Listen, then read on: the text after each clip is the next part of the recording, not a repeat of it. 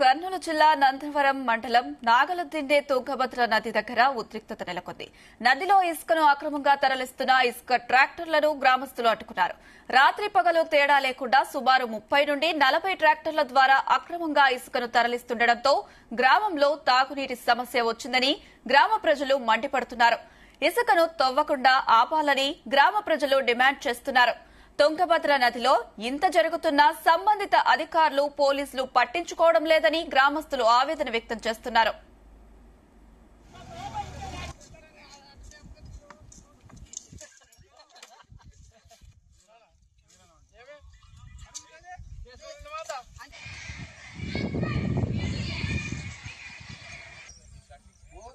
మాది వచ్చేసి కర్నూలు డిస్టిక్ నందవరం మండలం నాగలదిండే సార్.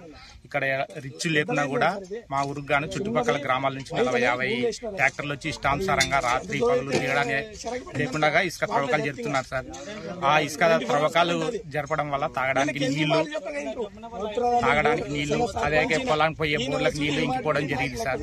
వీళ్ళకి వచ్చే అధికారులు ఇసుక తోలడం వల్ల నీళ్లు అనేది ఇంకిపోతున్నాయి సార్. ఆఖరికి ఊళ్ళో వచ్చేసి సరిగ్గా మామూలుగా నీళ్లు బాగా రావడం లేదు సార్. మేము వచ్చి చలవ నీళ్లు వాడుకుంటాం సార్. ఈ ఇసుక వలన నీళ్లు అనేది చాలా ఇంకిపోతున్నాయి సార్. ఆల్రెడీ పొలాలు కూడా ఎండిపోతున్నాయి. బోర్ల దగ్గర వచ్చేసి జరుగుతున్నారు వీళ్ళు. దీనిపైన చర్యలు తీసుకోవాల్సిందిగా కోరుచున్నాం సార్ అధికారులని.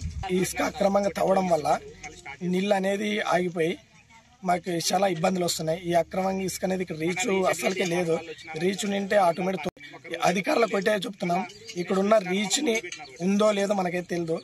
రీచ్ ఉంటే దానికి హద్దులు ఏర్పరిచి దాన్ని పైకి తీసుకాసి మాకు తాగునీటి సమస్యని పరిష్కరించిన తర్వాత ఇవాళ చేసుకోవాలని మా అధికారులకి వినిపిస్తున్నాం సార్.